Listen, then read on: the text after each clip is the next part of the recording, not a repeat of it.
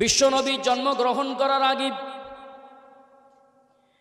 অনেক নিদর্শনাবলী একের পর এক প্রকাশ পেয়েছে। যেমন হযরতে আদম আলাইহিস সালাম জন্মগ্রহণ করার আগে, আল্লাহ তাকে তৈরি করার আগে, হযরত আদম আলাইহিস সালামকে তৈরি করার আগে উম্মতে মুহাম্মাদি নয়, নূরে মুহাম্মাদিকে নিয়ে আল্লাহ আরশে আজিমের নিচে সেট করে রেখেছিলেন। একটু জোরে হবে না সুবহানাল্লাহ?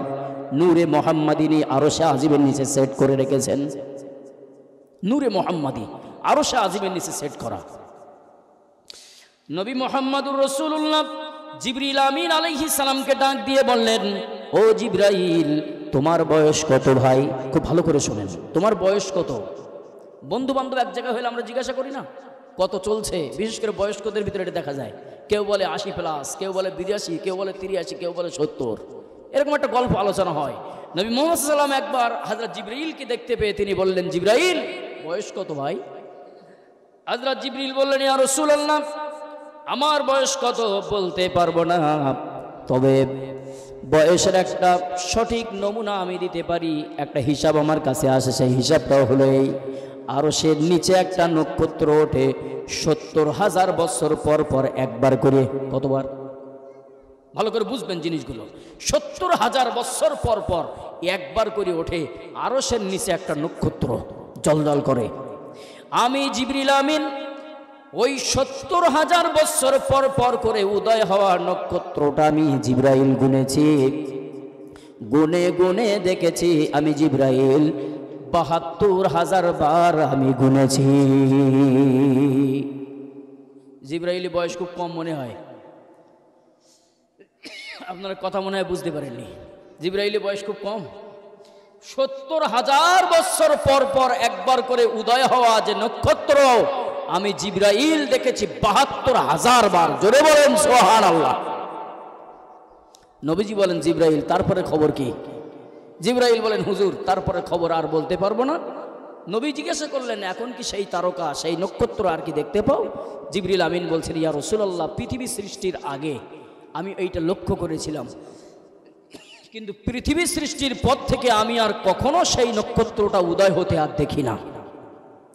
নবী বললেন, জিবরিল, তোমার বক্তব্য এতক্ষণ আমি শুনলাম, এবার তুমি আমার কথা শোনো। জিবরাইল, আমার নূরটা নিয়ে আল্লাহ রাব্বুল আলামিন আরশে আজিমের নিচে সেট করে রেখেছেন।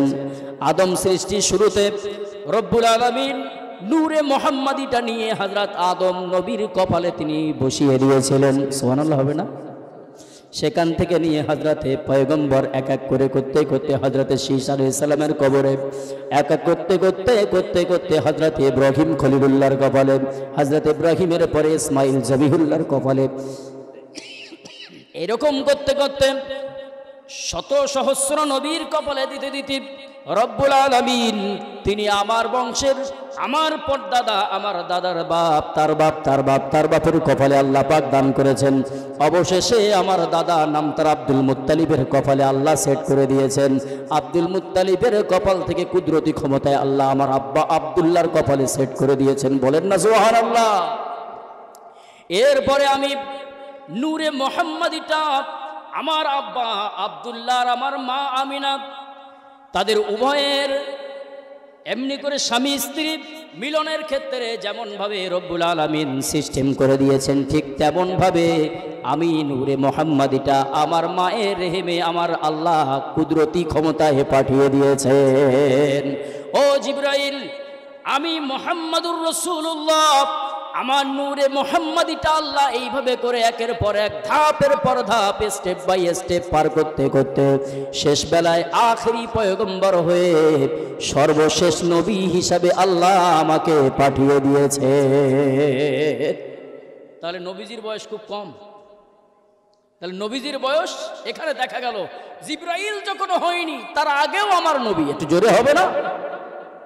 শুধু তাই নয়, দয়ার নবী মুহাম্মদুর রাসূলুল্লাহ সাল্লাল্লাহু আলাইহি ওয়াসাল্লাম তিনি বলছেন, আদম যখন সহিহ হাদিসের ভিতরে এসেছে, আদম যখন মাটি আর কাদার ভিতরে গড়াগড়ি খায়, আমি নবী তখনও নবী হিসাবে আল্লাহর দরবারে ছিলাম।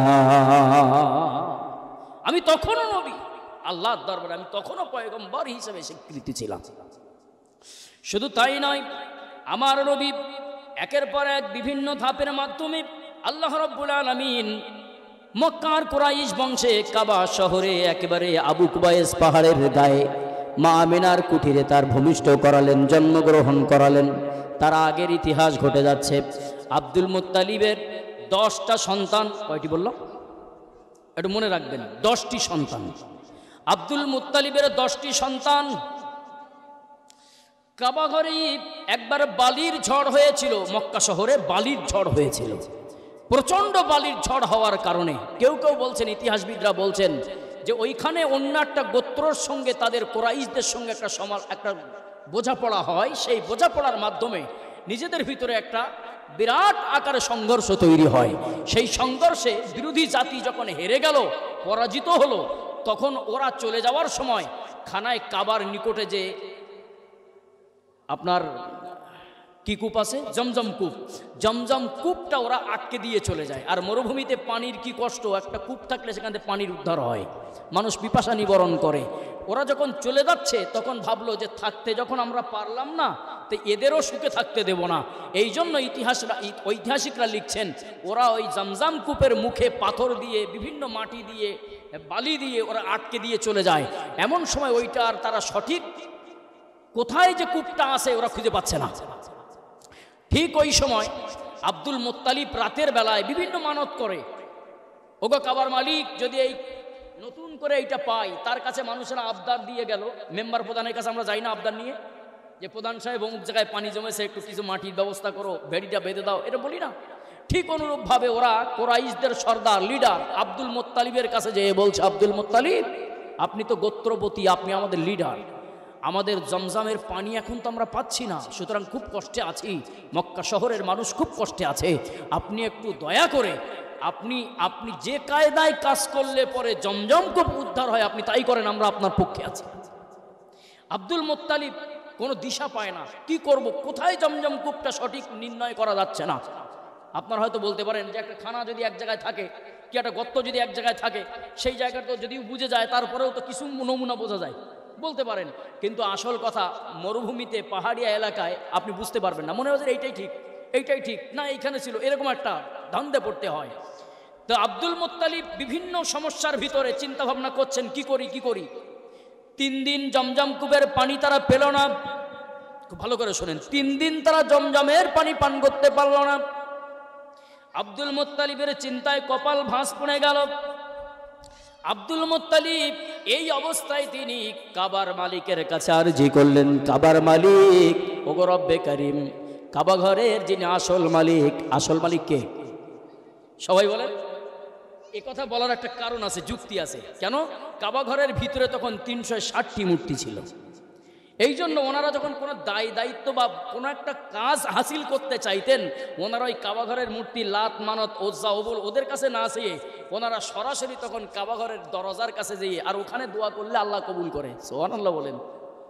কাবাঘরের মাতাফের ভিতরে কিছু জায়গা আছে, মাকাম ইব্রাহিমের কাছে দোয়া করলে আল্লাহ দোয়া কবুল করে। কাবার একেবারে দরজার সামনে যদি দোয়া করেন আল্লাহ দোয়া ফেরত দেয় না। এরকম কিছু জায়গা আছে, হাজারো আসাদ যেখানে, ওখানেও দোয়া কবুল করলে দোয়া আল্লাহ কবুল করে, দোয়া করলে দোয়া কবুল করে। এমনি করে আপনার সাফা মারওয়া সাই করার সময় যেখানে মা হাজেরা দৌড় দিয়েছিলেন, নীলবাতি দোয়া আছে ওইখানেও দোয়া করলে আল্লাহ দোয়া কবুল করে। অসংখ্য জায়গায় দোয়া কবুলের জায়গা আছে। এমনি করে আপনার আরাফাতের ময়দানে যে দোয়া করলে আল্লাহ দোয়া কবুল করে। জাবালে রহমত যেখানে রয়েছে, হযরত আদম আলাইহিস সালাম ওখানে দোয়া করেছিলেন, আল্লাহর কাছে সে দোয়া কবুল হয়েছিল। অনেক জায়গা রয়েছে যেখানে আল্লাহ পাক দোয়া কবুল করেন। এখন কাবা ঘরের মালিক বলে তারা কিন্তু ঈমান আনেনি তখন, ওরা কিন্তু ওই পূজা করে। এর পরেও ওরা যখন কোনো বিপদে পড়ে যায় তখন বলে, কাবা ঘরের মালিক, আসল মালিক যিনি, সুবহানাল্লাহ বলেন, হেগো কাবার মালিক, আমরা বিপদে পড়েছি, এই জমজম তুমি উদ্ধার করে দাও। রাতের বেলায় ঐতিহাসিকরা লিখছেন, রাতের বেলায় আব্দুল মুত্তালিব স্বপ্নের ভিতরে তিনি দেখতে পেলেন কাবাঘর অমুক জায়গায়, কাবাঘরের নিকটে তিনি জমজমের একটি সঠিক তথ্য তিনি পেয়েছেন। কেউ কেউ বলছেন তখনও তিনি পান নাই। তিনি 10 জন সন্তানের ভিতরে তিনি কুরবানি করার জন্য আল্লাহর কাছে অঙ্গীকার করেছেন। আমরা মানত করি না, তবে মানতটা জাগা মতন করবেন, পীর সাহেবের নামে মানত হয় না, রাগ করবেন না কেউ, একটু বলে নেই যেহেতু আসলো কথাটা। মানত করতে গিয়ে আমরা ভুলভাল করি, বিয়ে করেছি 4 বছর 5 বছর হয়ে গেল, বাচ্চা হয় না, মানত করার জায়গা আমরা পাইনি, আমরা যাই হাড়োয়ায় গরু জবাই করে ছাগল জবাই করে পীরের নামে খেয়ে আসি। মনে রাখবেন মুসলমান, পীরের নামে, অলির নামে, গাছের নামে, তুলসীর নামে, সাপের নামে, সূর্যের নামে, আল্লাহ ছাড়া কারুর নামে যদি কোনো পশু কুরবানি করেন, হালাল পশুটাও হারাম হয়ে যায়। কি বললাম? হালাল পশুটাও হারাম হয়ে যায়। আপনি বলবেন আমি তো বিসমিল্লাহ বলেই জবাই করেছি, কিন্তু নিয়ত খারাপ। নিয়ত কি বললাম? নিয়ত খারাপ। বাড়ির থেকে যাচ্ছেন, মনে তো নিয়ত হয়েই গেছে অলরেডি, আপনি নিয়ত করেছেন হাড়োয়ায় যাইয়ে হুজুরি রুকের মানত, এখানেই বিসমিল্লাহ গলদ, গোড়ায় গলদ হয়ে গেল। আপনি ওইটা খাবেন, যতবার বিসমিল্লাহ বলবেন, বিশ্বাস করুন আপনার জন্য ওইটা খাওয়া হারাম। শুকরের মাংস খাওয়া যেমন হারাম, আল্লাহ ছাড়া গয়রুল্লাহর নামে উৎসর্গ করা কোনো প্রাণীর 1 পিস গোশত খাওয়া ঠিক তেমন হারাম। বলেন না নাউজুবিল্লাহ। আল্লাহ এরকম শিরকি কাজ থেকে আমাদেরকে হেফাজত করেন। আব্দুল মুত্তালিব মানত করেছে, আল্লাহ ওগো কাবার মালিক, আমার 10টা সন্তানের ভিতরে আমি একটা সন্তান কুরবানি করব তোমার উদ্দেশ্যে, তবে কাবা ঘরের পাশে যে জমজম কূপ আছে, আল্লাহ তুমি ওই নিদর্শনটা আমাকে বলে দাও। আল্লাহ রাব্বুল আলামিন আব্দুল মুত্তালিবকে স্বপ্নযোগে সঠিক তথ্য দিয়ে দিলেন। আব্দুল মুত্তালিব পরের দিন ঘুম থেকে উঠে তিনি ঝুড়ি কোদাল নিয়ে, তিনি মাটি কাটা যন্ত্র নিয়ে, কলিজার টুকরা সন্তানদেরকে নিয়ে, বর্ণনা এসেছে তার ভিতরে আব্দুল্লাহও ছিল, সেখানে এবার পানি উদ্ধার হয়ে গেছে, জমজমটা প্রকাশ পেয়েছে। বলেন না সুবহানাল্লাহ। তাহলে আব্দুল মুত্তালিব মানত করেছে কার নামে? একটু কথা বলেন ভাই। আল্লাহর নামে, আল্লাহর কাছে মানত করেছে, আল্লাহ যদি তুমি আমার এইটা দাও তাহলে আমি এইটা করব। এই হচ্ছে মানত। এখন আব্দুল মুত্তালিব মানত করার পরে 2 দিন চলে গেল, 3 দিন চলে গেল, 4 দিন, 1 সপ্তাহ, 1 মাস প্রায় চলে যায় অবস্থা। আব্দুল মুত্তালিব রাতের বেলায় স্বপ্নের ভিতরে আদিষ্ট হয়েছেন, কুরবানি কিন্তু এখনো আমার দরবারে হইল না। তোমার যে সন্তান কুরবানি করার কথা ছিল এখনো তো আমি পেলাম না, জমজম কূপ কিন্তু আবার আটকে যাবে। আর যদি একটা পুত্র সন্তান কুরবানি করতে না পারো, 10টাই কিন্তু মরবে। খুব ভালো করে শুনবেন, একটা যদি না দিতে পারো আর 9টাও বলা যাবে। এইরকম খবর যদি পাওয়া যায় সন্তানাদি, তখন বাপ হয়ে আর মা হয়ে তখন আর স্থির থাকতে পারে যে আরে বাবারে একটা যায় যাক, অন্তত আর 9টা তো বাঁচুক। আব্দুল মুত্তালিব বড় ছেলের কাছে যেয়ে হাজির, ডাক দিয়ে বলেন, বাবা ছেলে, জমজমের পানি আটকে গিয়েছিল, তোমরা তো সাক্ষী আছো, আমি আমার রব্বে কারিমের কাছে এই ওয়াদা করেছিলাম, মাবুদ গো, যদি একবার জমজম কূপটা উদ্ধার করে দাও, অবশ্যই আমার একটা সন্তান কুরবানি করব। ও কলিজার টুকরা সন্তান, একটা বারের জন্য তোমাকে জবাই করব, এই নিয়েতে চলো, আল্লাহর উদ্দেশ্যে তোমাকে জবাই করব। বড় ছেলে ডাক দিয়ে বলে, আব্বা তোমার কুরবানি হয় হোক না হয় না হোক, আর 9টা তোমার চোখে আসেনি, আমার তুমি টের পেয়েছো একা, তোমার দরকার নেই পানি, লোকে সব মরুক, কাবার চত্বরের মানুষ সহ গোটা মক্কা শহর উতলিপুরি সরকার হয়ে যাক, আমি কেন মরবো, দরকার তুমি কুরবানি হও। নাউজুবিল্লাহ। এই অবস্থার ভিতরে বড় ছেলের কাছে একেবারে নিরাশ হয়ে মেজিটার কাছে চলে গেল, বাবা ছেলে এই ঘটনা, ও বলতে গেলে অনেক সময় যাবে, এই ঘটনা। মেজি ছেলেও একই কথা, আব্বা দরকার নেই জমজমের পানি পান করা, আমি জবাই হয়ে ফালতু জীবন দেবো না। সেজি ছেলের কাছে গেল, সেজি ছেলে একই জবাব, 9 ছেলের কাছে গেল একই জবাব, ছোট নায়ের কাছে একই জবাব। এরপরে যত নিচে আসে আস্তে আস্তে ধাপের পর ধাপ, স্টেপ বাই স্টেপ সকলে এক কথায় জবাব দিয়ে দেয়, আব্বা দরকার হয় তুমি মরো তাও ভালো, কিন্তু আমরা জবাই হব না। সুবহানাল্লাহ বলবেন, নাউজুবিল্লাহ বলবেন। অবশেষে ছোট ছেলে, নাম তার আব্দুল্লাহ, পিতার সব থেকে ভালো সন্তান, সব থেকে অনুগত সন্তান, সব থেকে মানসিকতার দিক থেকে ভালো ছেলে, তার নাম হলো আব্দুল্লাহ। তার মানসিকতা, তার চরিত্র, তার আচার আচরণ, তার ব্যবহার মানুষকে মুগ্ধ করেছে। এরপরে আব্দুল্লাহর কাছে চলে যে আব্দুল মুত্তালিব বলে, বাবা ছেলে মন চায় না, তারপরেও তোর কাছে আমি আসলাম সর্বশেষ। একে একে 9টা ভাইকে বললাম, সব তারা অস্বীকার করেছে। বাবারে, আমি যদি তোকে আল্লাহর রাস্তায় কুরবানি না করি তাহলে জমজমের পানি আটকে যাবে, কাবার মানুষেরা, মক্কার মানুষেরা তখন কষ্ট পাবে। বাবা, আমি ওয়াদা করেছি রব্বে কারিম, কাবার মালিক যিনি, তার কাছে। এই কথা বলে আব্দুল মুত্তালিব আব্দুল্লাহর সঙ্গে যখন যুক্তি করলেন, আব্দুল্লাহ এক বাক্যে বললেন, আব্বাজান, আমি ছুরির তলায় গলা দিতে রাজি রয়েছি। বাপ বলছে, বাবা ছেলে, আমি জানি তুই না করবি না, 10টার ভিতরে যদি একটা বেশি ভালো হয়, তার প্রতি মা বাপের টান বেশি থাকে না কম থাকে? কি গো, আপনাদের কি বেশি থাকে না? যে না, আর 9টা যাই যে, কিন্তু আমার এইটা বেশি থাকে, কিন্তু উপায় নেই, এটার যদি আমি জবাই করি তাহলে আর 9টা বাঁচবে। বাপের এখন এই চিন্তা। বর্ণনায় এসেছে, ঐতিহাসিকরা লিখছেন, আব্দুল মুত্তালিব আব্দুল্লাহর জন্য জবাই করার ডেট তারিখ ঠিক করে ফেলে মক্কার রাজপথের পাশে আব্দুল মুত্তালিব আব্দুল্লাহকে নিয়ে গেছে ছুরি নিয়ে জবাই করবে বলে। চতুর্দিকে খবর হয়ে গেল। চতুর্দিকে খবর হয়ে যাওয়ার পর আব্দুল মুত্তালিব তখন আব্দুল্লাহ যখন জবাই করার জন্য একেবারে উদ্যত হয়েছে, নিয়ত পাকাপাকি করেছে। মক্কার কেউ বলছেন 500 মহিলা, কেউ বলছেন 250-র বেশি মহিলা, তারা উলঙ্গ তলোয়ার নিয়ে আব্দুল মুত্তালিবের সামনে এসে বলছে, আব্দুল মুত্তালিব, এই আব্দুল্লাহকে জবাহ দেওয়ার আগে আমাদেরকে জবাহ করেন, তারপরে আব্দুল্লাহকে জবাই দেবেন। বলেন না সুবহানাল্লাহ। বাঁচানোর মালিককে সবাই বলেন না কেন? 9টা ছেলে সব ফেল হয়ে গেল, একটা ছেলে সে রাজি হলো, কিন্তু শত সহস্র মহিলারা হাতে অস্ত্র নিয়ে এসে দাঁড়িয়ে গেল আব্দুল মুত্তালিবের সামনে। আব্দুল মুত্তালিব আব্দুল্লাহকে জবাহ দেওয়ার আগে আপনি আমাদেরকে জবাব দিবেন, তারপরে আব্দুল্লাহকে জবাই দেবেন। তারও ইতিহাস এসেছে, ইতিহাস পরে বলছি। আব্দুল মুত্তালিব দেখলো এ তো বিরাট বিপদ, এ তো মহাবিপদ, এই বিপদ উদ্ধার করি কি করে? জামানার যারা বড় বড় আলেম ছিল, জ্ঞানীগুণী ভদ্র মানুষ ছিল, তাদেরকে আব্দুল মুত্তালিব মক্কার কাবা ঘরে দাওয়াত দিলেন। সকলে তারা উপস্থিত হলেন, তাদের সঙ্গে আলোচনা করলেন, ওগো মক্কার জ্ঞানীগুণী ব্যক্তিবর্গগণ, আমাকে সঠিক সলিউশনটা আপনারা দেন। বলে, কি সলিউশন দিতে হবে? আমি রাতের বেলায় এই স্বপ্ন দেখেছিলাম, আর আমি এই ওয়াদা করেছিলাম, জমজম কূপ যখন পাওয়া যাচ্ছিল না তখন বলেছিলাম আমার একটা সন্তান আমি কুরবানি করব, কিন্তু এখন যে বিপদ দেখা দিয়েছে, মক্কার রাজপথে মেয়েরা দাঁড়িয়ে গেছে, বলছে আমাদের জবাহ করে তারপরে আব্দুল্লাহকে জবাই দিতে হবে। এটা কি বিপদ?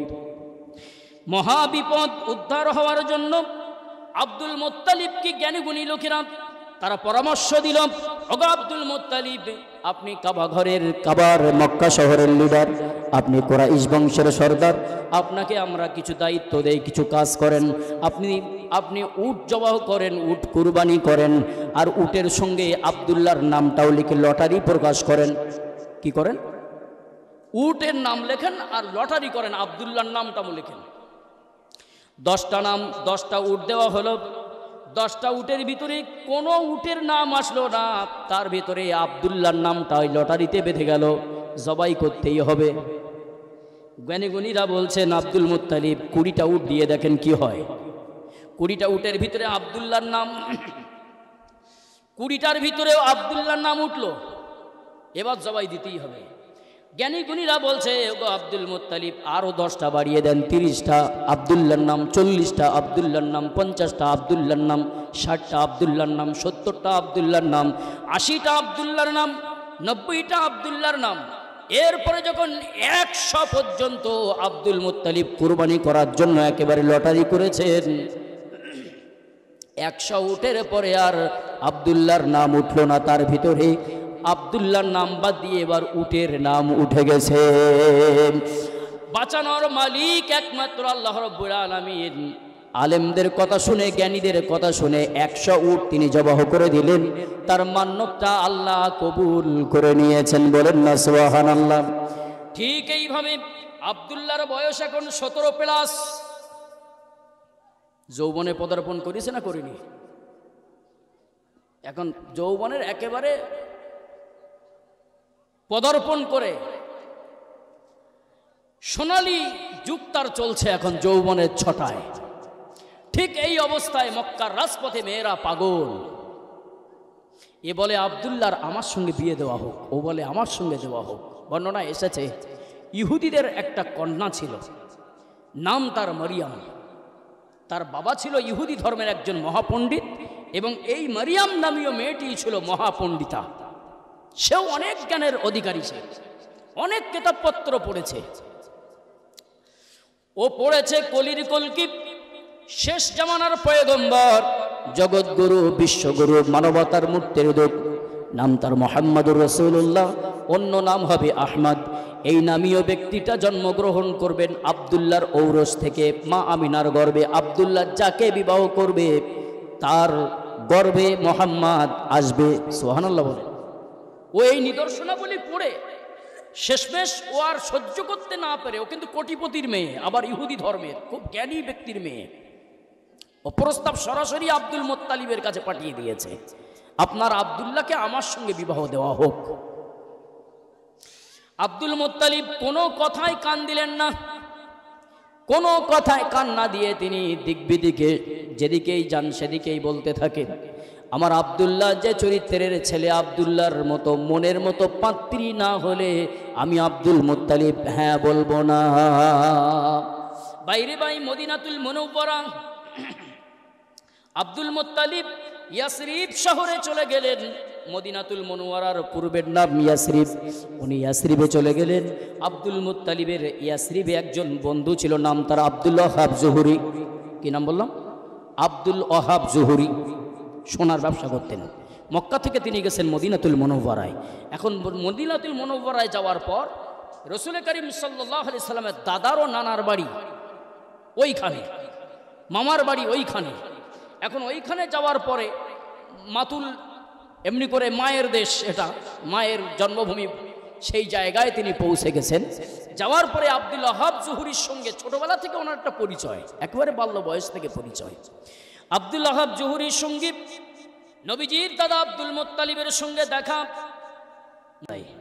দেখা হয়ে যাওয়ার পর আব্দুল মুত্তালিব তার সঙ্গে কথা বলছেন। দীর্ঘদিন বাল্য বয়সের বন্ধুর সঙ্গে যদি অনেক সময় পরে, অনেক দিন পরে যদি দেখা হয়, মনের কথা একটু খুলিয়ে খুলিয়ে আলোচনা হয় না? হয় না? এটা হ্যাঁ না বলছেন না কেন? হয় না? প্রাইমারিতে পড়াশোনা করেছিলেন, হঠাৎ করে কাউসা বাজারে দেখা, হঠাৎ করে রামচন্দ্রপুরে বাজারে দেখা, কি তেঁতুলিয়ায় দেখা, কি আরও এ সাইডে বাদুড়িয়ায় দেখা, বাগজালায় দেখা। যখন এইরকম হয় তখন তার সঙ্গে একটু চা পান করা করি, হয় না? চলো ভাই একটু চা পান করি, চলো ভাই একটু অন্যান্য জিনিস আমরা খাই। এটা একটা মহব্বত। দীর্ঘদিন দেখা না, সাক্ষাৎ না। ছোটবেলায় কত আম পেড়েছি, কত জাম পেড়েছি, কত ঘুড়ি উড়িয়েছি, কত লাঠিম খেলেছি, কত এমনি করে হাডুডু খেলেছি, কত খেলা খেলেছি। ভাই চলো একটু চা পান করি আসি, এটা হয় না? মদিনাতুল মুনাওয়ারায় যে আব্দুল মুত্তালিবের সঙ্গে তার বাল্য বন্ধুর দেখা, আব্দুল ওয়াহাব জুহুরির সঙ্গে কথোপকথন হয় আর খাওয়া খাবি চলে। হঠাৎ করে আব্দুল মুত্তালিব কথায় কথায় বলছে, ভাই আব্দুল ওয়াহাব জুহুরি রে, আমার একটা কলিজার টুকরা সন্তান, নাম তার আব্দুল্লাহ। ছেলেটা এইরকম ফর্সা, এইরকম উঁচু, এইরকম লম্বা চওড়া, এইরকম চরিত্র, এইরকম আখলাকের ছেলে আমার। উপযুক্ত একটা মেয়ে পাচ্ছি না বলে তার বিবাহ দিতে পাচ্ছি না। আব্দুল মুত্তালিবের মুখের কথা আব্দুল ওয়াহাব জুহুরি বন্ধু শুনছেন আর বাড়িতে তার কলিজার টুকরা সন্তান, নাম তার আমিনা। কি নাম? আমিনা। আব্দুল ওয়াহাব জুহুরি আব্দুল মুত্তালিবের মুখের কথা শুনছে, কানে শুনছে, আর অন্তরে অন্তরে মিলিয়ে দেখছে, আমার আমিনার সঙ্গে এই ছেলে আব্দুল্লাহর একমাত্র পাত্র হিসাবে খাটবে। মনে মনে নিয়ত করেই ফেলেছেন, আব্দুল্লাহর চরিত্র যখন এমন, তাহলে তার জন্য আমার আমিনা ছাড়া দ্বিতীয় কোনো মেয়ে উপযুক্ত নয়। বলেন না সুবহানাল্লাহ। এখন কথোপকথনের মাধ্যমে বাপজান যা দেখে দিবেন, তৎকালীন সময়ের মানুষের একটা নিয়ম ছিল, বাপ যা দেখে দিক, মা যা দেখে দিক, সেটাই সকল ছেলেরা কবুল করতেন না? করতেন না? করতেন না? আপনাদের তো এইরকম আমার থেকে যারা বয়স আছেন, বাপ বয়সী মুরব্বী মানুষ আছেন, এমন তো ইতিহাস হয়েছে, আপনার এখানে হুগলিগা উত্তরপাড়ায় আপনার বাড়ি, আপনার আব্বা মেয়ে দেখে এসে কেওসার বাজারের নিকটবর্তী, কিংবা আপনার বেনায় গিয়ে মেয়ে দেখে এসেছে, মেয়েটা আপনিও দেখেননি, আপনার বাবা ওই মেয়ে দেখে সেখানে 1.5 তারিখ করে বাড়ি এসে, এরকম হয়নি? এরকম হয়েছিল তো, এক সময় ছিল, কিন্তু এখন তো আর মানুষ আর কেউ মানতে চাচ্ছে না। ছেলেরাও বলছে আমাদের পছন্দের উপরে আমরা যেতে গেলে আমি পছন্দ করি বিয়ে করব, যদি উল্টো পাল্টা হয় ও মেয়ে আমার চলবে না। বাপ যদি বলে খোকা খুব ভালো মেয়ে, ভালো বংশের মেয়ে, ও তখন বলবে আব্বা ও দরকার নেই, আমি যেটা চাচ্ছি আমার সেইটা দরকার। বলবে না? বলবে না? আর এটাই হচ্ছে বর্তমান সময়। চলুন, আব্দুল মুত্তালিব ছেলের জন্য আব্দুল ওয়াহাব জুহুরির সঙ্গে কথাবার্তা পাকাপাকি করে ফেললেন। মদিনাতুল মুনাওয়ারায় মা আমিনার সঙ্গে আব্দুল্লাহর বিবাহ সংগঠিত হয়ে গেল। 3 দিন তিনি মক্কা শহরে প্রবেশ করেননি। ঐতিহাসিকরা লিখছেন 3 দিন আব্দুল্লাহ মক্কা শহরে প্রবেশ করেননি। এই অবস্থার ভিতরে মক্কার নারীরা আব্দুল্লাহর সন্ধানে কিন্তু পাগল। কোথায় গেল আব্দুল্লাহ? এতদিন তো বাড়ির বাইরে থাকে না, আব্দুল্লাহ কোথায় গেল? কোথাও তো আব্দুল্লাহ রাত কাটায় না। আমরা সকাল হয় আব্দুল্লাহর মুখ পানে তাকাই, আর সকাল হয় সন্ধ্যা হয় আব্দুল্লাহর মুখ পানে তাকাতে তাকাতে এত সুন্দর নূরানি চেহারার ছেলে আব্দুল্লাহর মতন কোনো ছেলে হয় না। বলেন না সুবহানাল্লাহ। এই অবস্থার ভিতরে মক্কাতুল মুকাররমায় 3 দিন পরে 3 রাত 3 দিন পরে যখন ঘোষণা হয়ে গেল আব্দুল মুত্তালিবের পুত্র আব্দুল্লাহ মক্কা শহরে আবার তাকে দেখা গেছে। মক্কার নারী পুরুষেরা সব এক জায়গায় এসে হাজির, সামনে এসে হাজির। যে সমস্ত নারীরা আব্দুল্লাহর দেখে পাগল, ওই সমস্ত নারীরা আব্দুল্লাহর সামনে এসে বলছে আব্দুল্লাহ রে, তোমার চেহারা দেখে মনে হয় তোমার বিবাহ হয়ে গেছে। মক্কার মানুষ বলে জানে না বিয়ে হয়েছে কিনা। তখন নারীরা বলছে আব্দুল্লাহ তোমার দেখে মনে হয় বিবাহ কমপ্লিট। হযরতে আব্দুল্লাহ গোপন না করে তিনি বললেন হ্যাঁ আমার বিবাহ কমপ্লিট হয়ে গেছে, আমার শাদী মোবারক হয়ে গেছে। তাই নাকি? হ্যাঁ। যাদের ভিতরে তারা পাগল ছিল, যে সমস্ত মহিলারা আব্দুল্লাহকে দেখে একবারে পাগল, ওই সমস্ত মহিলারা আব্দুল্লাহকে এসে সরাসরি বলছে আব্দুল্লাহ রে শোনো, তোমার দেখে আমরা পাগল হতাম, তোমার চেহারা দেখে পাগল হতাম না। তোমার ভিতরে একটা নূরের চমক ছিল তোমার কপালে। সুবহানাল্লাহ হবে না? একটু আগেই বলেছিলাম আদম নবীর কপাল থেকে নিয়ে ঈসা রুহুল্লাহ পর্যন্ত সমস্ত পয়গম্বরের কপালে, সমস্ত পয়গম্বরদের কপাল থেকে আল্লাহ রাব্বুল আলামিন আমার দাদা আব্দুল মুত্তালিবের কপালে, আমার দাদার কপাল থেকে আমার আব্বা আব্দুল্লাহর কপালে, আমার আব্দুল্লাহর কপাল থেকে নিয়ে আমার মায়ের রেহিমে আল্লাহ কুদরতি ক্ষমতায় পাঠিয়ে দিয়েছেন। আর সেখান থেকে আমি মুহাম্মাদের নূরে মুহাম্মাদি রূপে প্রকাশ পেয়েছি। এটা তাকবীর দেন, নারায়ে তাকবীর। ওরা বলছে ওগো আব্দুল্লাহ তোমার ভিতরে যে একটা চমক ছিল, একটা আকর্ষণ ছিল, চৌম্বকত্ব কাজ করছিল, তোমার চেহারার দিকে আমরা তাকালে থাকতে পারতাম না, কিন্তু আজকে দেখছি তোমার চেহারার ভিতরে সেই নূরানি রৌশানি সেই চেহারাটা দেখতে পাচ্ছি না। বলেন না সুবহানাল্লাহ। হযরত ওমর করতে কতল নবীর দারে যায়, নূরানি তার চেহারা দেখে ওমর ফিদা হয়ে যায়। একটু জোরে হবে না? তার চেহারা মায়াবী,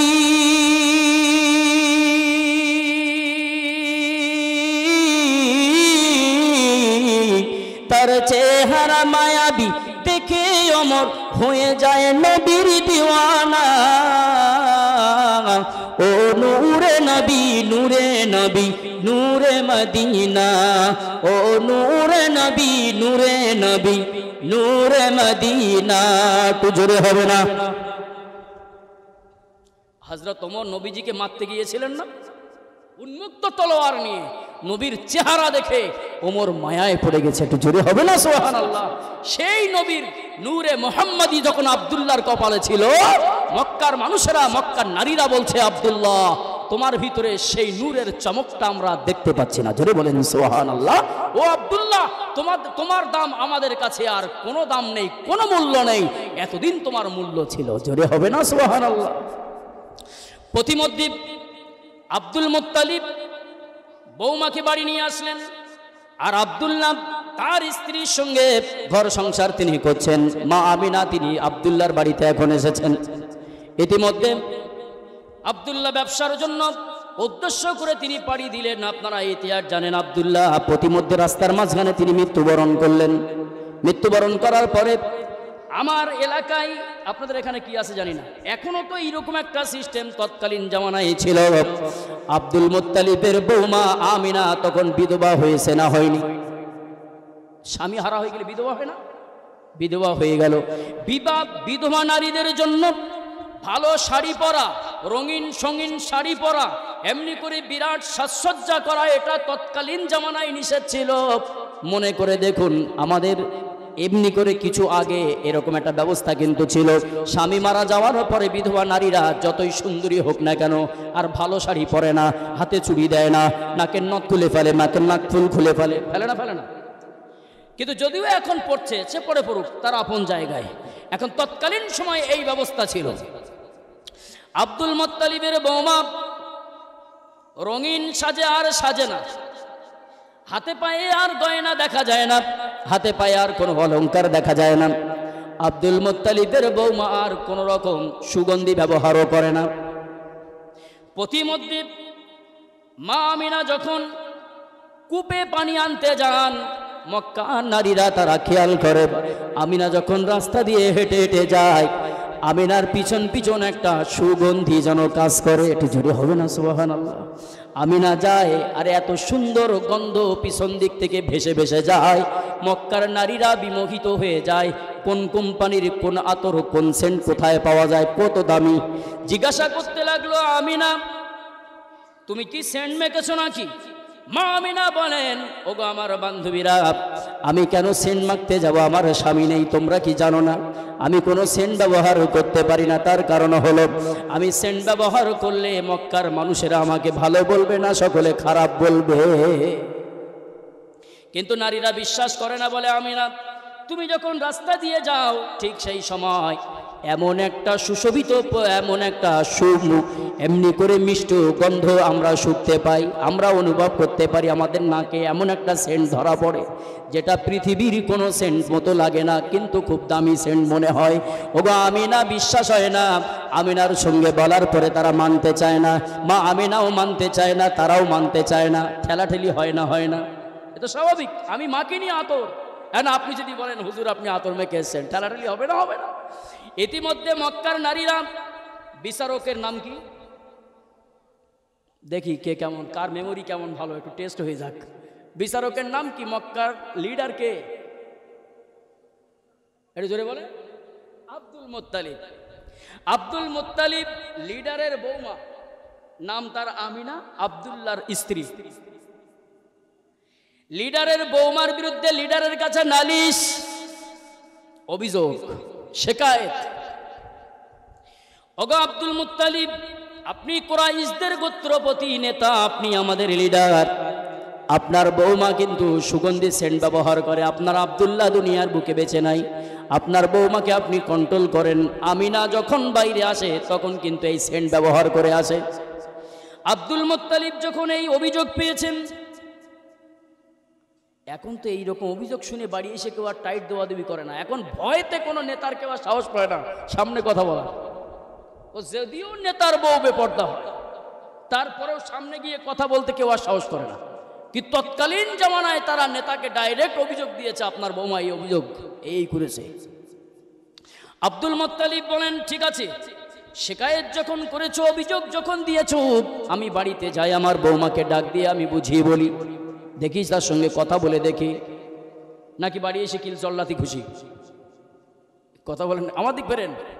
বাড়ি এসে কিল চল্লাতি খুশি মারলে কি বিচার হবে? হবে না। বাড়ি এসে ঘরের ভিতরে ডেকে, আমরা কি করি, অনেক মানুষ ছেলে মেয়ে ছোটবেলাতে শাসন করে না, ওই হাটে বাজারের উপরে বাপের নাকে আর কপালে যখন খড় ঘষা হয়, চুন ঘষা হয়, দেখে মান সম্মান আর থাকলো না, তখন মেয়ে হোক আর ছেলে হোক হাটে বাজারে সবাই সামনে জুতো খুলিয়ে মারা শুরু করে। এটা করি না আমরা? এটা করি। ওটা কি শাসন হলো? ওটা আরো ছেলের জেদ, মেয়ের জেদটা আরো বাড়িয়ে দেওয়া হলো, বরং হিতে বিপরীত হবে। আব্দুল মুত্তালিব বাড়িতে গেলেন, বাড়ির একেবারে কাছে যে তার স্ত্রীকে ডাক দিয়ে বললেন, প্রিয়তমা বিবি, বৌমা কোথায়? বৌমাকে ডাকা হলো।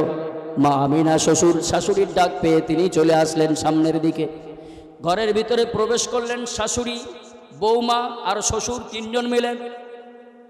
খুব ছোলো ছোলো পয়েন্টে ছোলো ছোলো ভাবে সাদা সিধে সাদা মাটা ভাবে বলছে, বৌমা আমার ছেলে আব্দুল্লাহ দুনিয়ার বুকে নেই। বলে আব্বা হ্যাঁ নেই, মৃত্যুবরণ করেছে। ওগো বৌমা, ছেলে যখন নেই তোমার নামে আমি অভিযোগ পেয়েছি বৌমা, আমি বিশ্বাস করতে পারছি না তুমি মেখেছো, তারপরেও বলছি। আচ্ছা, এইভাবে যদি বলা হয় বৌমা কি উত্তেজিত হবে? কিন্তু এখন যেরকম শ্বশুর সেই রকম বৌমা, এ যেরকম যদি সুরি ডাকে বৌমাও সেই সুরি উত্তর দেয়। সুতরাং সেই সুর আর এই সুর এক না। এখন বৌমা বলিয়ে শান্তভাবে মা বলে যদি ডাকা হয়, ওই বৌমা কি শ্বশুরের মুখে ঝাঁটার বাড়ি মারতে পারে? ও মারতে পারে না। এই অবস্থায় যখন ডাকা হলো, বৌমাকে যখন জিজ্ঞাসা করা হলো, খুব মিষ্টি মিষ্টি ভাষায় জিজ্ঞাসা করা হলো, আমার পুত্র আব্দুল্লাহ দুনিয়ার বুকে নেই। মা আমিনা, তুমি নাকি সুগন্ধি মেখে বাইরে বার হচ্ছ, লোকে আমার সঙ্গে অভিযোগ দিয়েছে। মা, এইটা তুমি যদি মেখে থাকো তাহলে বন্ধ করো। মা আমিনা বলেন, আব্বাজান এই কথা বলার জন্য আপনি এত সময় নষ্ট করেছেন, আর আপনি শুনে রাখেন, আমি কোনো সুগন্ধি ব্যবহার করিনি। তবে রাস্তা দিয়ে যখন যাই ওই অভিযোগ আমার কানেও অনেক মহিলা, আমার বুবু জানেরা, আপা জানেরা আমার কানে তুলেছে। বলেন না সুবহানাল্লাহ।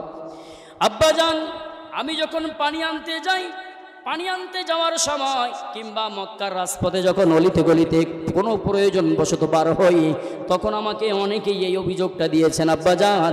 তবে আমার মন বলে শুধু এইটা নয়, আমি আরও অনেক কিছু খেয়াল করেছি, তবে একটু শোনাই। বলে কি? আমি দেখেছি আমি যখন থুতু ফেলি আমার থুতুর ভিতরেও একটা মিষ্টতা ভাব, একটা সুগন্ধি সেন্ট ভেসে ভেসে বেড়ায়। আমি জানতে পারিনি, বুঝতে পারিনি ওটা কিসের সেন্ট, কিসের সুগন্ধি। আমিও দেখেছি, আমিও বুঝেছি, আমিও অনুভব করেছি।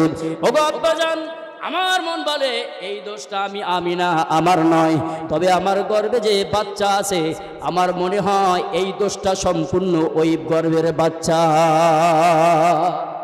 সুবহানাল্লাহ হবে না? তার কারণ আমি যখন গর্ভবতী হইনি তখন আমার মুখের থুতু কখনোই সুগন্ধি বার হতো না।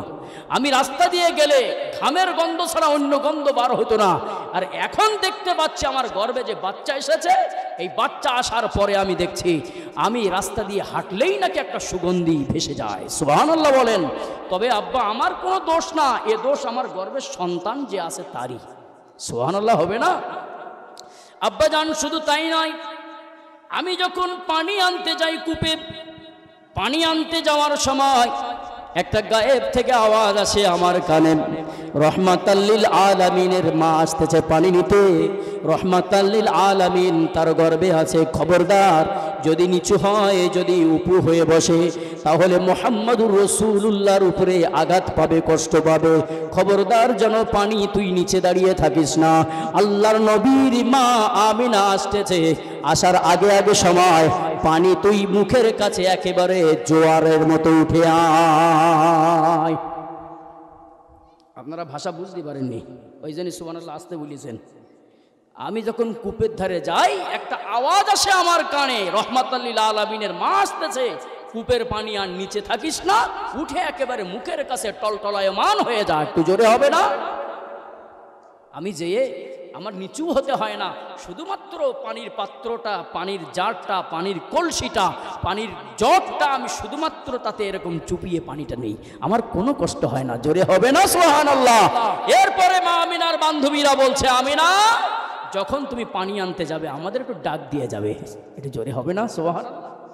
মা আমিনা শুধু তাই নয়, এখনো তো মায়েরা যখন পানি আনতে যায়, মায়েরা যখন থালা নিয়ে যায় পুকুরের ঘাটে, এখন তো আর সেটাও সিস্টেম নেই। যার যার বাড়ি এখন কাজকাম হয়। পানি আনতে গেলে আগে এ বাড়ির বউ, ও বাড়ির চাচি, ও বাড়ির ফুপু ডাক দিয়ে এক জায়গায় হতো না? হতো। কিন্তু এখন আর সেই মিল মহব্বতও নেই, আর ডাকাডাকিও করে না। যার মতন সে কাজে গিয়ে যার সংসার সে তাংড়ায়, সে আর সামনের দিকে আসতে চায় না। এখন মা আমিনা যখন পানি আনতে যায়, মক্কার বান্ধবীরা তখন বলে, আমিনা তুমি যখন পানি আনতে যাবে তখন আমাদের একটু সঙ্গে নিয়ে যাবে, যাতে করে তোমার ওই পানি উপরের থেকে আমরাও আরামসে আমরা পানিটা নিতে পারি। একটু জোরে হবে না সুবহানাল্লাহ? আব্বাজান শুধু তাই নয়, আপনি বললেন যখন কিছু কথা শোনাই, আমি যখন রাস্তা দিয়ে চলি, আকাশে যখন মেঘ থাকে না, আমি দেখি প্রচণ্ড সূর্যের তাপ মরুভূমিতে, আমি দেখতে পাই ওই সময় আকাশে এক খণ্ড মেঘ উড়ে আসে, আর বলতে থাকে একটা আওয়াজ হয়, রহমাতাল্লিল আলামিনের মা রাস্তা দিয়ে যায়, খবরদার সে যেন কষ্ট না পায়। এই জন্য আকাশে উড়ন্ত মেঘ এসে আমার মাথার উপরে ছায়া করে দেয়। এটা জোরে হবে না? উড়ন্ত মেঘ এসে রৌদ্রটা ছায়া করে দেয়, রহমাতাল্লিল আলামিনের মা যেন কষ্ট না পায়। জোরে বলুন সুবহানাল্লাহ। শুধু তাই নয়, আমি যখন রাস্তা দিয়ে হাঁটি, মক্কার অলিতে গলিতে যখন হাঁটি, পাহাড়িয়া পথ, চড়াই উতরাই পথ পাড়ি দিয়ে যখন হাঁটি, মক্কার গিরিপথে যখন আমি হাঁটি, তখন হাঁটতে হাঁটতে লক্ষ্য করে দেখি মক্কার পাথর কাকররা তারা স্পষ্ট কথা বলে, তাদের জবান খুলে যায়। ওরা আমার গর্বের বাচ্চাকে লক্ষ্য করে তারা আমাকে সালাম দেয় আর বলে, রহমাতাল্লিল মাকে আমরা সালাম দিয়ে দিলাম। জোরে বলুন সুবহানাল্লাহ। এরকম অসংখ্য নিদর্শনাবলী আমি দেখতে পেয়েছি। আর নবীজি হাদিস শরীফেও বলেছেন যে আমার নবুয়তের প্রথম প্রকাশ হলো আমার মায়ের প্রত্যক্ষ স্বপ্ন, আও কামা ক্বালা আলাইহিস সালাম। আমার মা যেটা আমার ভূমিষ্ঠ হওয়ার সমকালীন দেখেছিলেন, শাম সিরিয়ার রাজপ্রাসাদগুলো পর্যন্ত আলোয় আলোকিত হয়ে গিয়েছিল। বলেন না সুবহানাল্লাহ। ভাইরা আমার, সেই নবীর ইতিহাস, সেই নবীর মান, সেই নবীর সম্মান, মর্যাদা অটুট থাকুক, এটা আমরা চাই না, চাই না? একটু সবাই বলেন চাই না, চাই না? যুগে যুগে নবীর দুশমন ছিল না, ছিল না? বর্তমান সময় আছে না, নেই? আগামীতে থাকবে না, থাকবে না? যুগে যুগে নবীর দুশমন ছিল। নবীজি যে রাত্রিতে জন্মগ্রহণ করবেন, ভূমিষ্ঠ হবেন, ওই রাত্রিতে ইহুদিরা তাদের বেদ বাইবেল পুরাণ ত্রিপিটক জিন্দাবেস্তা ঘেটে ঘেটে তারা দেখেছে আজকে আব্দুল্লাহর ঔরসে আমিনার গর্ভে মক্কাতুল মুকাররমার নিকটস্থ জায়গায় শেষ জামানার কলির কলকি মুহাম্মদুর রাসূলুল্লাহ তিনি জন্মগ্রহণ করবেন। এই ভেবে তারা বেদ বাইবেল পুরাণ ত্রিপিটক জিন্দাবেস্তা ঘেটে ঘেটে, তৌরাত ঘেটে ঘেটে তারা দেখেছে কলির কলকি অবতার হবে, তিনি জন্মগ্রহণ করবেন। যে রাত্রিতে নবীজি ভূমিষ্ঠ হবেন, ওই রাত্রিতে আব্দুল মুত্তালিবের সঙ্গে বিদেশি কিছু মানুষের সঙ্গে দেখা হয়ে গেল। মক্কার চত্বরে, মক্কার নিকটস্থ জায়গায় রাজপথের উপরে দেখা হয়ে গেল। মক্কার মানুষেরা তারা সব ঘুমন্ত অবস্থায়, আব্দুল মুত্তালিব ঘুম আসে না, কি যেন মাথার ভিতরে একটা কামড় খায়, কি যেন যন্ত্রণা হয়। আব্দুল মুত্তালিব তখন রাস্তায় বেরিয়ে পায়চারি করছে, রাত তখন গভীর রাত। গভীর রাত্রিতে ওই বিদেশি অপরিচিত ওই সমস্ত ব্যক্তিরা আব্দুল মুত্তালিবকে জিজ্ঞাসা করে, ভাই আপনি তো মক্কাতুল মুকাররমার মানুষ, কাবা ঘরের নিকটস্থ মানুষ, এইখানে একটা অমুক নামের অমুক পরিবার, কোন সাইটে তার ঘর, আপনি একটু আমাদেরকে দেখিয়ে দেন। আমার দিকে লক্ষ্য রাখেন, সায়ের দিকে সাজ যাবে সবার কাছে একটা বিড়ি, আমার দিকে লক্ষ্য রাখেন, আমার দিকে লক্ষ্য রাখুন। যে কথা বলছিলাম, আব্দুল মুত্তালিবকে ওই রাত্রি ইহুদিরা জিজ্ঞাসা করছে আব্দুল মুত্তালিবকে, ওগো মক্কার ভাই আপনি বলেন সেই মা আমিনার ঘরটা কোন দিকে, আব্দুল্লাহর ঘরটা কুড়ে ঘরখানা কোন দিকে, একটু আমাদেরকে একটু সংবাদটা দিয়ে দেন।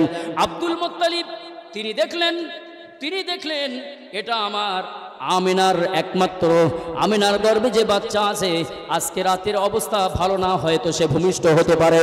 এরা যে নিদর্শনাবলী, যে শখ কষে এসেছে, নিঃসন্দেহে আমার ওই আব্দুল্লাহর কলিজার টুকরা যে সন্তান হবে, তাকে মারার জন্য এরা তৈরি হয়ে এসেছে।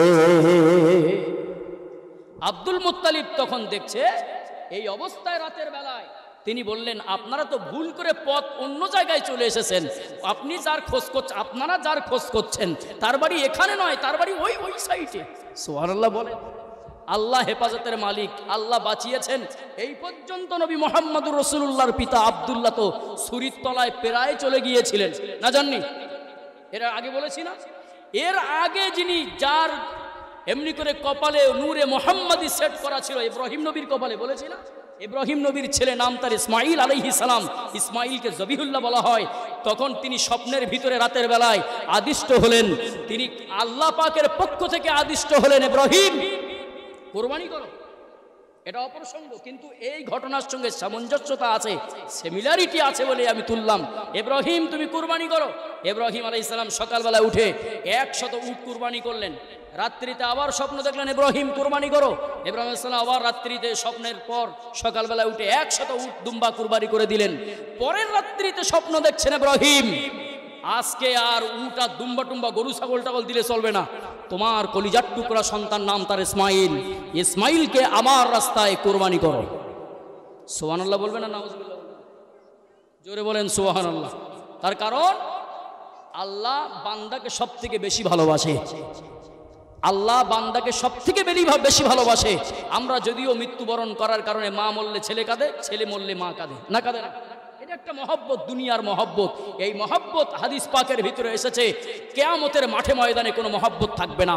মাকে দেখে ছেলে পালাবে, ছেলেকে দেখে মা পালাবে, বাপকে দেখে সন্তান পালাবে, সন্তানকে দেখে বাপ পালাবে। আর এলাকার মানুষ দেখলি তো কোনো কথাই নেই, বলবে ওই উত্তর পাড়ার লোকেই সে, ওরে দক্ষিণ পাড়ার লোক আগে দৌড়ো, ভীষণ টান রাখ। মক্কা এইখানে কি সেই বসবেন তার ঠিক নেই, দোয়াদবি করা যাবে না। আমার ভানে কি আছে আমি নিজেই জানি। তাহলে দুনিয়ার মহব্বত দুনিয়ায় শেষ। আল্লাহ বললেন ইব্রাহিমকে, ইব্রাহিম তুমি তোমার একমাত্র কলিজার টুকরা সন্তান ইসমাইলকে আমার রাস্তায় কুরবানি করে দাও। হযরত ইব্রাহিম আলাইহিস সালাম তিনি সকালবেলায় কলিজার টুকরা সন্তানকে বললেন, ইন্নী আরা ফিল মানামি আন্নী আযবাহুক ফানজুর মাযা তারা। ওগো আমার কলিজার টুকরা সন্তান, আমি রাতের বেলায় আল্লাহ কর্তৃক আমি নির্দেশ পেয়েছি তোমাকে যেন আমি কুরবানি করতেছি, তার হুকুমে নির্দেশ পেয়ে আমি কুরবানি করতেছি। ফানজুর মাযা তারা, তোমার মতামত কি, তোমার রায় কি, তোমার অভিমত কি, তুমি একটু বলো। হযরত ইব্রাহিম আলাইহিস সালাম তিনি এক কথায় বললেন, আব্বাজান আপনি যে হুকুম পেয়েছেন, নবীরা যে স্বপ্ন দেখে ওই স্বপ্ন না, ওটা হলো ওহী, আল্লাহর জ্ঞান। সুবহানাল্লাহ বলেন। ওটা আল্লাহ পাক আপনাকে নির্দেশ দিয়েছেন। আব্বাজান আপনি আমার উপরে ছুরি চালিয়ে দেন, আল্লাহ চাইলে আমি ধৈর্য ধারণ করব। জোরে বলুন সুবহানাল্লাহ। ইতিহাস আপনারা সবাই জানেন, কিন্তু আল্লাহ কি করে হেফাজত করছেন সেটা বলার জন্য এই ঘটনা তুললাম। হযরত ইব্রাহিম আলাইহিস সালাম কলিজার টুকরা ইসমাইলকে নিয়ে জবাহ করার জন্য তিনি নিয়ে গেছেন, জবাহ করার জন্য। এদিকে ইবলিস শয়তান মা হাজেরার কাছে গিয়ে বলছে, হাজেরা শুনেছো তোমার কলিজার টুকরা সন্তান ইসমাইলকে ইব্রাহিম তার রবের নির্দেশ পেয়ে কিন্তু জবাই করতে গেছে, তোমার স্বামীর রব যে তার নির্দেশ পেয়ে জবাই করতে গেছে। মা হাজেরা বলছে, আমার স্বামীর রব মানে তোর না? সুবহানাল্লাহ বলেন। মা হাজেরা এক কথায় বুঝে ফেললেন এ শয়তান ছাড়া দ্বিতীয় কেউ হতে পারে না। তোমার স্বামীর রব যে, এই কথা বলার, এমনি যদি বলে যে আল্লাহর হুকুমে ইব্রাহিম তার কলিজার টুকরা ইসমাইলকে জবাই করতে নিয়ে গেছে, তাহলে একটা কথা ছিল। বলছে তোমার স্বামীর রব যে সে নির্দেশ দিয়েছে ইসমাইলকে কুরবানি করার জন্য, এই জন্য সে বলো কুরবানি করতে গেছে তুমি এখন। তার মানে ওর কাছে গিয়ে, মা হাজেরার কাছে গিয়ে একটু পাম্পট্টি দেওয়া, একটু কুমন্ত্রণা দেওয়া যাতে করে ছেলেটা কুরবানি না হয়। অথচ সন্তুষ্টি অর্জন একমাত্র কার? এই জন্য আমরা কুরবানির সময় বলি, ইন্না সলাতি ওয়া নুসুকি ওয়া মাহইয়ায়া ওয়া মামাতি লিল্লাহি রাব্বিল আলামিন, বলি না? ইমাম সাহেব যারা কুরবানি করেন এই কথা না বলে কেউ ছুরি চালান না, এই কথা বলেই কিন্তু ছুরি চালান। তার অর্থ কি? ইন্না সলাতি নিশ্চয়ই আমার নামাজ, ওয়া নুসুকি আমার কুরবানি, ওয়া মাহইয়ায়া আমার বেঁচে থাকা, ওয়া মামাত আমার জীবন আমার মরণ, লিল্লাহি রাব্বিল আলামিন সব কিছু একমাত্র আল্লাহর জন্য। একটু জোরে হবে না সুবহানাল্লাহ? এজন্য কুরবানি হয় কার উদ্দেশ্যে? আল্লাহর উদ্দেশ্যে। কোনো জায়গায় কিন্তু মানুষের সন্তুষ্টি অর্জনের জন্য হয় না। এখন ইব্রাহিম আলাইহিস সালাম যখন এই নির্দেশ পেয়ে তিনি কুরবানি করতে গেছেন, মা হাজেরা তখন পাথর ছুঁড়ে, ইবলিস শয়তানকে চিনতে পেরে তখন পাথর ছুঁড়েছিলেন আর বলেছিলেন, ইবলিস তোরে আমি চিনতে পেরেছি, আমার স্বামীর রব যদি আমার স্বামীকে নির্দেশ না দিয়ে আমি হাজেরা আমাকে যদি নির্দেশ দিতেন আমার কলিজার টুকরা সন্তানকে জবাহ করার জন্য, আমি ইসমাইলের গলায়, আমি তার গর্ভধারিণী মা হয়ে বলছি, আমি ইসমাইলের গলায় ছুরি দিতে আমি দ্বিধাবোধ করতাম না। জোরে হবে না? আমার স্বামীর নির্দেশ আমি অপেক্ষা করতাম না। আমার আল্লাহ যদি আমাকে বলতেন, হাজেরা তোমার কলিজার টুকরা সন্তানকে আমার রাস্তায় কুরবানি করো, আমি আমার স্বামীর হুকুমের আশায় থাকতাম না, আমি আমার রব্বে কারীমকে সন্তুষ্ট করতাম। জোরে হবে না? শয়তান ব্যর্থ হয়েছে না হয়নি? কথা বলেন না কেন? শয়তান ব্যর্থ হয়ে গেল। এখন আল্লাহ কি করে হেফাজত করছেন এ কথাই বলছিলাম। তাহলে আব্দুল্লাহকে জবাই করার আগে আল্লাহ কি করে হেফাজত করলেন? 100 উটের বিনিময় আব্দুল্লাহ কিন্তু হেফাজত পেয়ে গেছে। আব্দুল্লাহ হেফাজত পেয়ে যাওয়ার অর্থ হলো নবী মুহাম্মাদুর নূরে মুহাম্মাদুর রাসূলুল্লাহ সাল্লাল্লাহু আলাইহি সাল্লাম এবার প্রকাশ পাবে। এখন ইসমাইল জবিহুল্লাহ যদি জবাই হয়ে যায় তাহলে কিন্তু রেহাই নেই, ওখানেই নবুয়তের শেষ পয়গম্বরের নবুয়তের সিলসিলা কিন্তু ওখানেই বন্ধ হওয়ার কথা ছিল। কিন্তু আল্লাহ রাব্বুল আলামিন তিনি জান্নাতি দুম্বার ব্যবস্থা করে দিলেন। জোরে বলুন না সুবহানাল্লাহ। কে করে জান্নাতি দুম্বা দিলেন? আল্লাহ রাব্বুল আলামিন তার এই পয়গম্বরের কথা কোরআন শরীফের ভিতরে আল্লাহ পাক বলেছেন। তার তাফসীরের ভিতরে মুফাসসিরিনে কেরাম লিখছেন, ইসমাঈলের বয়স তখন কেউ বলছে 7 বছর, কেউ বলছে 9 বছর, কেউ বলছে 10 কিংবা 11 বছর। বেশি বেশি 10-11টাই ধরলাম। একে তো নবী, নবীদের চেহারা ভালো হয় না খারাপ হয়? ওরে আল্লাহ রে, এটা ইমানি প্রশ্ন। সবাই বলেন নবীদের চেহারা জামানার শ্রেষ্ঠ সুন্দর কারা হয়? সব থেকে বেশি সুন্দর হয় নবীরা। সেই রকম চেহারা সুরত একেবারে সুঠামো দেখি, নাদুস নুদুস চেহারা। এই ছোট্ট বাচ্চাকে কুরবানি করার জন্য হুকুম হয়েছে। হযরত ইব্রাহিম ইসমাঈলকে নিয়ে কুরবানির জন্য যখন নিয়ে যাচ্ছেন, ইসমাঈল আলাইহিস সালাম পিতাকে ডাক দিয়ে বলছে, আব্বাজান আপনি আমাকে কুরবানি করবেন, আমি একমাত্র কলিজার টুকরা সন্তান। দয়া হবে না? হবে না? এরকম কথা যদি সন্তান বলে মায়া আসবে না? আসবে না? আপনি আমাকে কুরবানি করবেন আর আমি আপনার একমাত্র কলিজার টুকরা সন্তান, আর আপনি এই বৃদ্ধ বয়স, আপনি যখন ছুরি চালিয়ে আমার গলায় ছুরি চালাবেন আল্লাহর উদ্দেশ্য করে, তখন আপনার কলিজার ভিতরে হয়তো কোনো রকম সিম্পেথি আসতে পারে, দরদ আসতে পারে, মায়া জাগতে পারে। এই জন্য আপনাকে বলবো, আপনি বুড়া মানুষ, আপনি চক্ষুটা আগে সুন্দর করে বেঁধে নেবেন, চক্ষুটা বেঁধে নেবেন। 2 নম্বরে জবাহের একটা যন্ত্রণা আছে না নেই? আব্বা আমাকে জবাহ করার আগে একটু হাত পাটা বেঁধে নেবেন। 3 নম্বরে আমি জবাহ হয়ে যাওয়ার পর আমার রক্তমাখা জামাটা নিয়ে আমার মা হাজেরাকে দিয়ে দেবেন আর বলবেন, হাজেরা তোমার একমাত্র কলিজার টুকরা সন্তান ইসমাঈল আল্লাহর উদ্দেশ্যে কুরবানি হয়েছে, আপনি আমার মায়ের কাছে রক্তমাখা জামাটা দিয়ে দেবেন। জোরে বলুন। এই 3টি শর্ত অনুযায়ী যখন ইসমাঈল এবার জবাহ করার জন্য, জবাহ হওয়ার জন্য আর ইব্রাহিম জবাহ করার জন্য বাপ বেটা উভয়ে রাজি আছেন। ফালাম্মা আসলামা ওয়া তাল্লাহু লিল জাবিন, বাপ বেটা উভয়ে যখন রাজি হয়ে গেল, একজন নিজের গলা পেতে দিতে ছুরির নিচে, আর একজন কলিজার টুকরা সন্তানকে জবাহ করার জন্য একেবারে আল্লাহকে পাওয়ার জন্য তৈরি হয়েছেন। ঠিক সেই সময় হযরত ইসমাঈল আব্বাকে ডাক দিয়ে বলেন, আব্বাজান বলেছিলাম হাত পা বাঁধতে, কিন্তু হাত পাটা অন্তত একটু খুলে দেন। বলে কেন বাবা? বলে আমি যখন এই অবস্থায় যদি জবাহ হয়ে যায়, কিয়ামতের মাঠে ময়দানে আমার রব যদি আমাকে জিজ্ঞাসা করে বলে, ইসমাঈল আমি জবাহ করতে বলেছিলাম তোমার আব্বাকে, ইব্রাহিমকে আমি হুকুম দিয়েছিলাম,